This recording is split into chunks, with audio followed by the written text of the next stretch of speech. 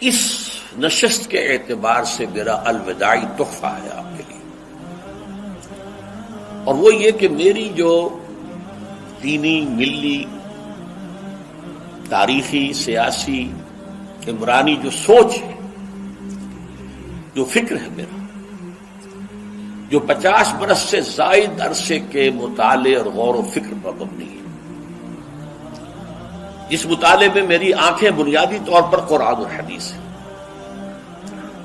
لیکن یہ کہ دنیا کا مشاہدہ، کھول آنکھ، زمین دیکھ، فلک دیکھ، فضا دیکھ، دنیا میں کیا ہو رہا ہے، کیا کیا عوامل ہیں، ماضی کیا تھا، ہم کہاں کھڑے ہیں، اب کہاں جانا ہے، اس پر میری ایک سوچ ہے، میرا فکر ہے۔ پھر یہ کہ ہماری اخروی نجات کا دار و مدار کس چیز پر ہے۔ تاریخ کے بہاؤ کو نہ میں روک سکتا ہوں، نہ آپ روک سکتے ہیں، وہ تو ڈانگ بہتا رہے گا، اور اس کو فیصلہ کرنے والا صرف اللہ ہے۔ کسی فرد بشر کے اختیار میں نہیں ہے کہ وہ تاریخ کے بہاؤ کو موڑ دے۔ ہاں، محمد رسول اللہ نے موڑا تھا صلی اللہ علیہ وسلم، لیکن یہ ہے کہ ہم اس تاریخ کے بہاؤ میں تنکوں کی طرح بہتے چلے جائیں، یا یہ کہ ہمیں کچھ کرنا ہے۔ اس اعتبار سے میں اپنے فکر کا خلاصہ آج آپ کی خدمت میں پیش کروں گا، اور میرا اس سلسلہ اجتماعات کے اعتبار سے الوداعی تحفہ ہوگا۔ اب میں آغاز کر رہا ہوں۔ پہلی بات، اس سبب میں 3 باتیں مجھے کہنی ہیں۔ سب سے پہلی بات یہ کہ زندگی کی سب سے بڑی حقیقت موت ہے۔ ہم بھلائے رکھتے ہیں، اپنے ذہن سے اسے دور رکھتے ہیں، لیکن واقعہ یہ ہے کہ زندگی کی سب سے بڑی حقیقت موت ہے۔ خدا کے منکر پیدا ہوئے ہیں، لیکن موت کا انکار کرنے والا تو کوئی پیدا نہیں ہوا۔ اس لیے میں نے آیت آپ کو سنائی، کل نفس ذائقۃ الموت، ہر ذی نفس کو موت کا مزہ چکھنا ہے، ہر جاندار کو موت کا مزہ چکھنا ہے۔ ثم الینا ترجعون، پھر ہماری طرف لوٹا دیے جاؤ۔ تو زندگی کی سب سے اہم حقیقت موت، اور موت کے بعد رجوع اللہ، آخرت، یہ سب سے بڑی حقیقت ہے۔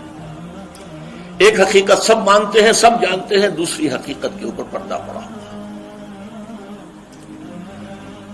میں نے اس اعتبار سے نوٹ کیا، یہ الفاظ قرآن میں 3 مرتبہ ہے، کل نفس ذائقۃ الموت،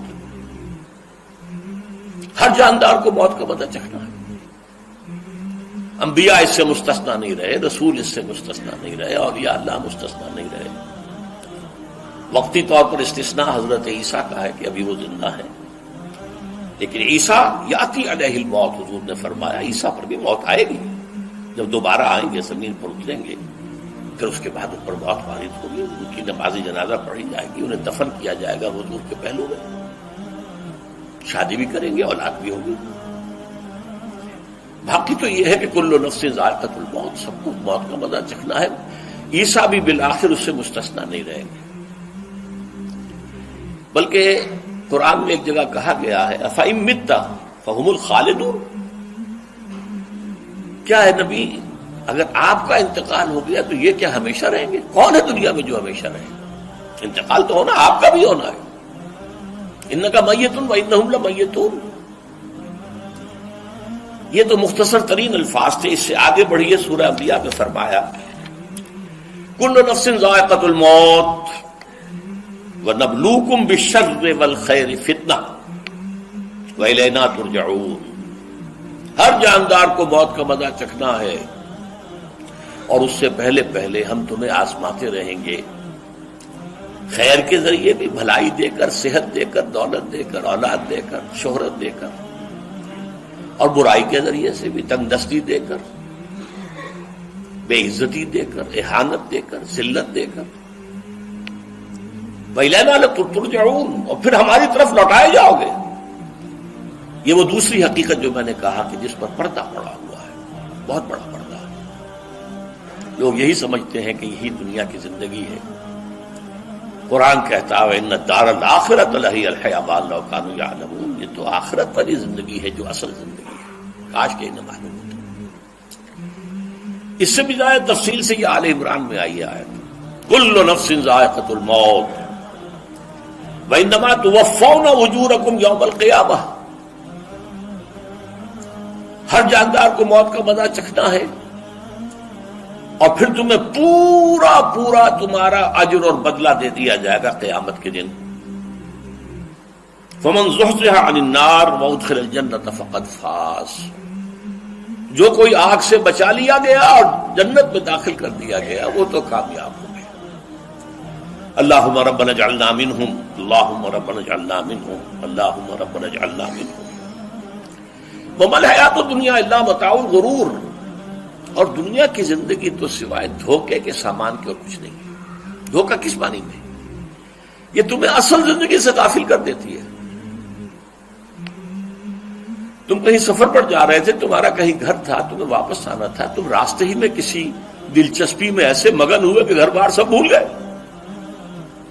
یہ تو تمہارا عارضی سا سفر تھا، تم نے اسی کو اپنی منزل بنا لیا، اپنا ٹھکانہ بنا لیا، تو دھوکہ دیا اس نے تمہیں۔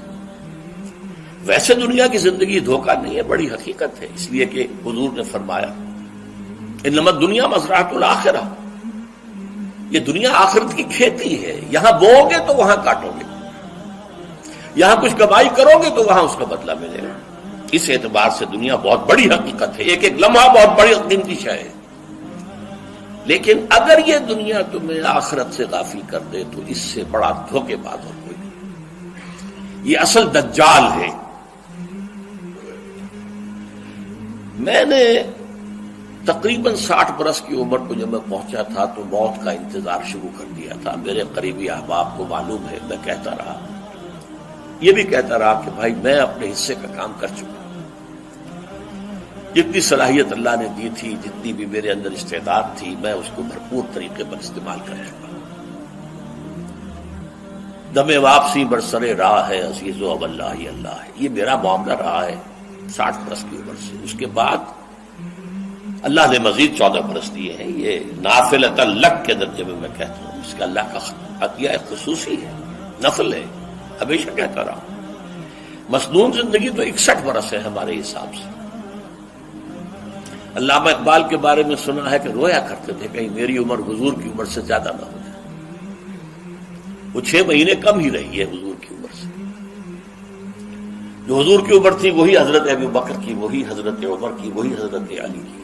ہاں حضرت عثمان 82 برس کے ہوئے ماشاءاللہ۔ پھر یہاں کے مجددین میں سے وہی عمر حضرت شیخ احمد سرہندی کی، وہی شاہ ولی اللہ دہلوی کی۔ ہاں شیخ عبدالحق محدث دہلوی رحمۃ اللہ علیہ 82 برس کے ہوئے۔ لیکن یہ میں کہا کرتا تھا مسنون عمر تو 61 برس ہے، جسے ہم 63 کہتے ہیں وہ اصل میں ہمارے حساب سے 61 بنتا ہے۔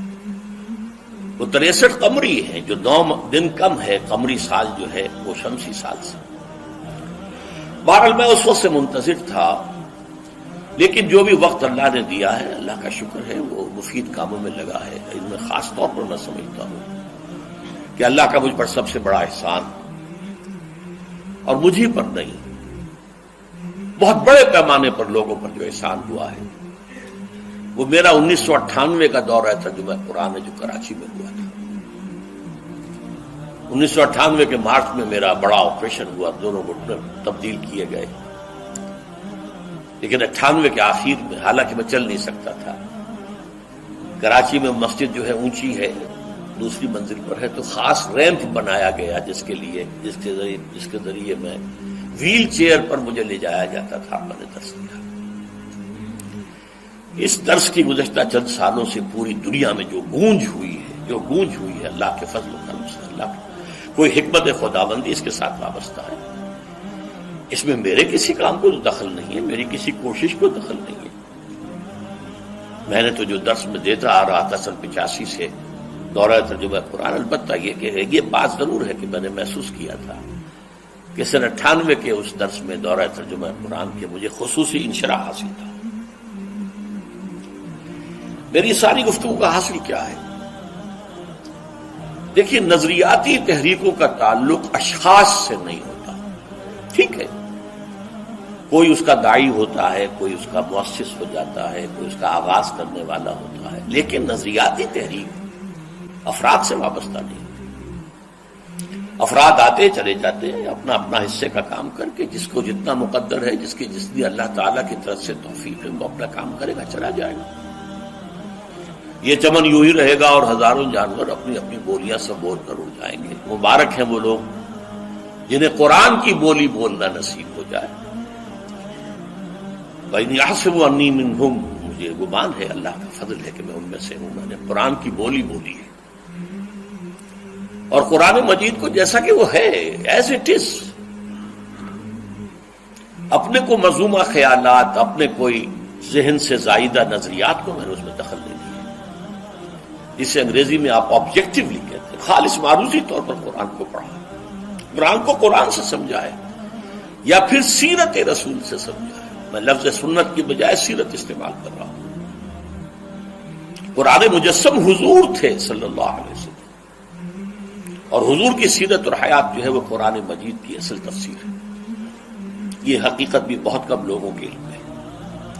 وہ احادیث کا نام تو لیتے ہیں، احادیث بھی ہے، سیرت بھی تو احادیث ہی سے ہمیں ملتی ہے، لیکن میں خاص طور پر سنت یا حدیث کی بجائے سیرت کا استعمال۔ قرآن کی دو سورسز ہیں، قرآن خود اور سیرت رسول صلی اللہ علیہ وسلم۔ دین کی بات پھیلانا صدقہ جاریہ ہے، ثواب کی نیت سے ویڈیو کو شیئر ضرور کیجیے۔ جزاک اللہ۔